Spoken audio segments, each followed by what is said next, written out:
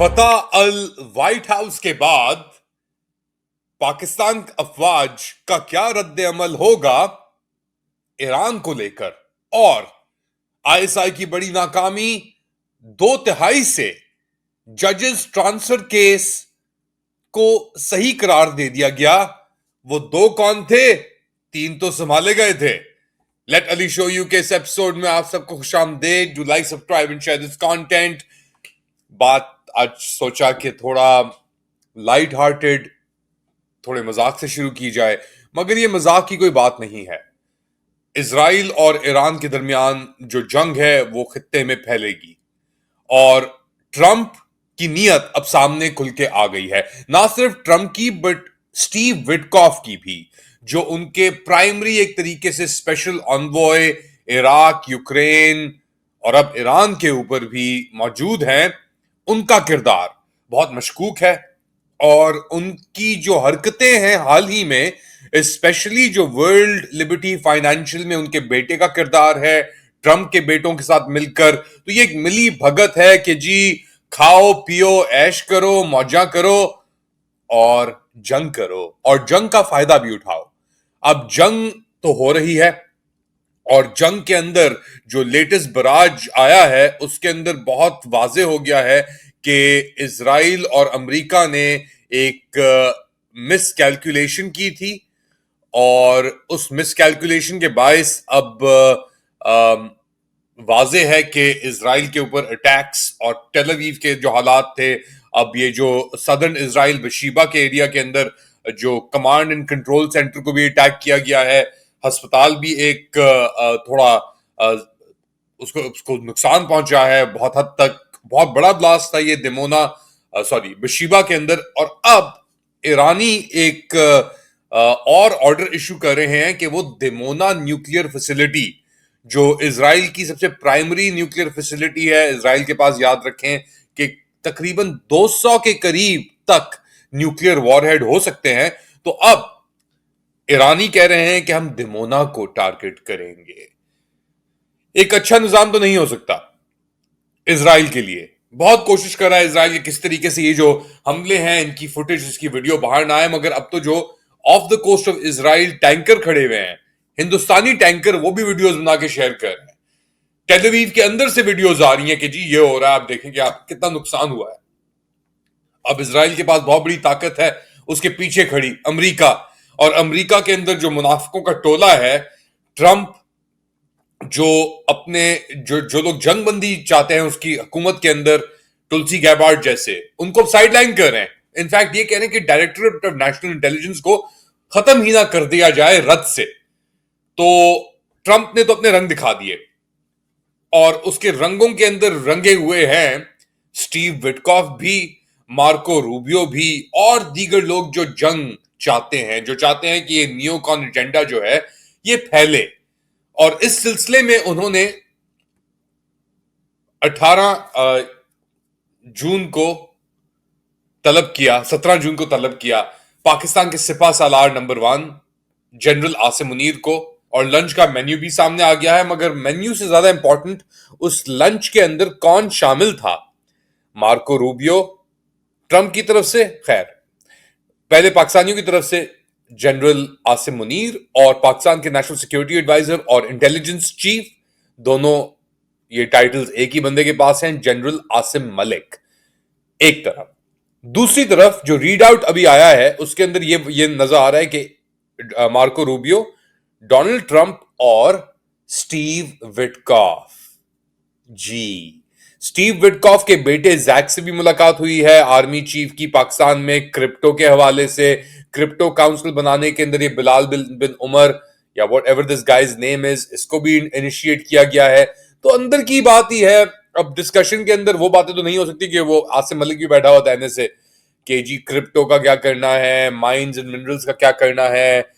बात तो primarily Iran के ऊपर हुई होगी कि यार ईरान के साथ जो हम करने जा रहे हैं उसके अंदर आप क्या करेंगे, या मोर इंपॉर्टेंटली आप क्या नहीं करेंगे। अब आईएसपीआर के स्टेटमेंट तो आया है, इसके अंदर बताया रीड आउट जो नजर आ रहा है कि ये नहीं बताया कि क्या करेंगे, क्या नहीं करेंगे, क्या करेंगे और क्यों नहीं करेंगे।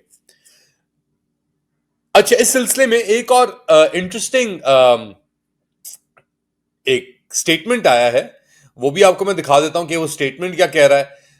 اس کے اندر فیصل باوڑا وہ کہہ رہے ہیں کہ کوئی بھی اب فیلڈ مارشل سے زیادہ کرنے کے لیے نہیں کہہ سکتا. سکسیس بھی لا رہا ہے, جیت بھی لا رہا ہے, اسٹرینتھ بھی لا رہا ہے, کلیکٹیوٹی بھی لا رہا ہے, وزڈم بھی لا رہا ہے. پوری دنیا کے اندر ایک ابھرتا ہوا پاکستان کو لا کے کھڑا ہو گیا جس کی پوری دنیا بات سن رہی ہے, سیریسلی لے رہی ہے.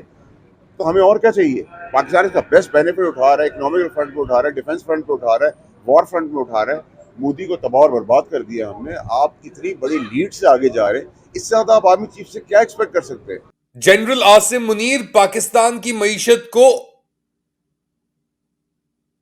اٹھانے کے لیے یہ سب کام کر رہے ہیں, اور یہ بہت بڑی گلوبل اچیومنٹ ہے. ہاں ہم جانتے ہیں کہ کتنا کام کر رہے ہیں جنرل عاصم منیر, کیا کیا ان کے دعوے تھے, کیا کیا ان کے وعدے تھے, اور حقیقتاً پھر ہوا کیا. 100 بلین سے لے کر یہ وہ اب چاہیے ان کو مل جائیں گے ان کو اکوپمنٹ, پیسہ اور اقتدار اگلے 10 سال تک. مگر میرے خیال سے آپ کی غلط فہمی ہوگی کہ اگر آپ سمجھتے ہیں کہ اس ملاقات کے بعد جرنیل کے لیے چیزیں آسان ہوں گی. میرے خیال سے اس ملاقات کے بعد آپ دیکھیں گے کہ یہ جو سسٹم نظام یہ جو چل رہا تھا کمپرومائز کا, ہائیبرڈ سچویشن کا, اس کے اندر بہت ساری مشکلات آنے والی ہیں اس نظام کے اندر. اور وہ اس لیے کیونکہ جو منین پارٹنرز تھے جنرل کے, وہ اب اچھلنا شروع کر دیں گے. وہ دیکھیں گے کہ بھائی یہ تو ہمارا تو پٹا کٹ جائے گا اگر ہم نے اور دیر تک اس چیز کے ساتھ اس کا ساتھ دیا. ویسے ہی آگ لگی ہوئی ہے لوگوں کے دلوں کے اندر, اور پھر باتیں بڑی بڑی ایسے کرتے ہیں کہ جی ہماری جو یوتھ ہے, ہمارے جو نوجوان ہیں, وہ ہمارا موقف آگے دنیا میں بڑھائیں گے. اچھا یہ تو ہو رہی ہیں باتیں انٹرنیشنل فرنٹ کے اوپر, اور ایران کیا کرے گا, اسرائیل کیا کرے گا, امریکہ کیا کرے گا, پاکستان کیا کر رہا ہے. پاکستان کے اندر جو سپریم کورٹ یا آپ کا جو ایک عدلیہ ایک ٹرانسفر ہاؤس پوسٹ آفس بن کے رہ گیا ہے, اس نے انسرپرائزنگلی جو یہ لیگیلٹی اسلام آباد ہائی کورٹ کے ججز کے ٹرانسفر کیس کی تھی, 5 ممبر کانسٹیٹیوشنل بینچ جو ایک ناجائز بینچ, اللیگل بینچ بنائی گئی سپریم کورٹ کے اندر, اس نے 3-2 کی میجورٹی ورڈکٹ کے ساتھ یہ قرار دے دیا ہے کہ جی جو اسلام آباد ہائی کورٹ کے اندر آربیٹریلی ججز کو ادھر سے اٹھا کے ادھر پھینکا جا رہا ہے, ادھر سے لے کے آگے ادھر کیا جا رہا ہے, کیسز کو ادھر ادھر کرنے کے لیے واحد کورٹ تھا اسلام آباد ہائی کورٹ جس کے اندر تھوڑی آزادی تھی, اس کی تباہی کرنا جائز ہے. جی Supreme Court of Pakistan 3-2 verdict. یہ تو بڑی پریشانی کی بات ہے کہ ابھی بھی وہ 2 ججز کون تھے 5 میں سے جنہوں نے کہا کہ بھائی یہ غیر قانونی ہے, اور وہ کون تھے جنہوں نے کہا نہیں یہ قانونی ہے. تو قانونی والے تھے جسٹس علی مظہر, شاہد بلال اور صلاح الدین پنور. نعیم اختر افغان اور شکیل آفریدی نے کہا کہ یہ غیر قانونی ہے, اس طرح نہیں ہو سکتا. اچھا اس کے اوپر آبویسلی بڑے اختلافات بھی ہوئے ہیں, بڑی چیزیں بھی ہوئی ہیں, باتیں بھی ہوئی ہیں.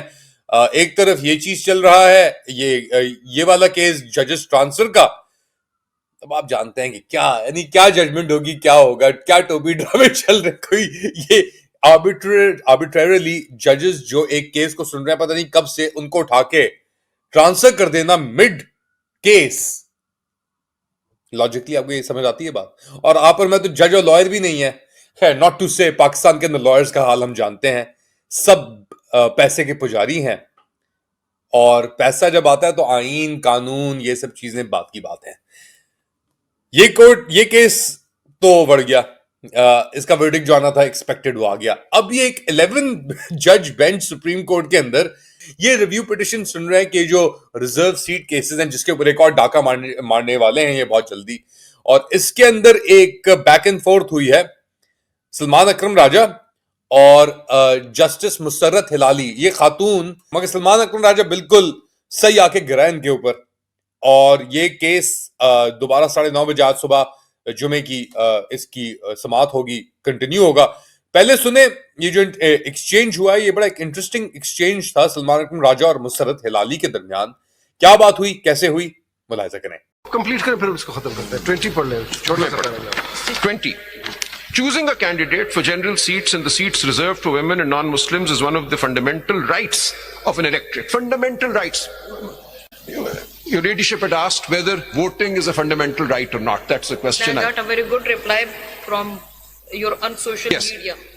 No, I don't know about that. I will give a legal. जहाँ जवाब नहीं दे पा रहे थे तो फेक आईडी बना के शाम को जवाब दे दिया. नहीं sir, madam, the reply is there. Most recently. अच्छा, मरियम नवाज से बात एक छिड़ी जाते जाते ये क्लिप देखे आप. मरियम नवाज बात कर रही हैं कि जी हमने अस्पताल बनाए हैं, क्लिनिक्स बनाए हैं, अमीर तो बाहर भाग जाते हैं.